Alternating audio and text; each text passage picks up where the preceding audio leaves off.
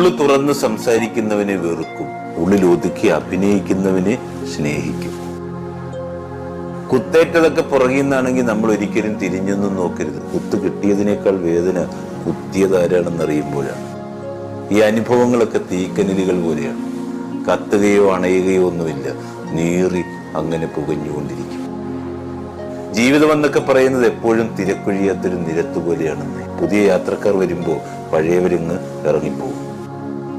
അളവറിയാതെയൊക്കെ സ്നേഹിച്ചാൽ അവഗണിക്കപ്പെടും. അധികം ഒരാളെ വിശ്വസിക്കാൻ പോയാലും ചൂഷണം വരുന്ന വഴിയറിയത്തില്ല. അറുതിയില്ലാതെ സഹായിച്ചാലും മുതലെടുക്കുന്നത് തന്നെ മിച്ചം. പിരിഞ്ഞു പോയവരോടും ഒറ്റപ്പെടുത്തി അകന്നു പോയവരോടും പരിഭവമോ പരാതിയോ ഒന്നും വേണ്ടെന്നേ. ജനിക്കുന്നതും വളരുന്നതും മരിക്കുന്നതുമൊക്കെ എപ്പോഴും നമ്മൾ ഒറ്റയ്ക്കല്ലേ. പിന്നെ ആരൊക്കെയോ അതിനിടയ്ക്ക് കൂടെ കൂടുന്നുവെന്ന് മാത്രം.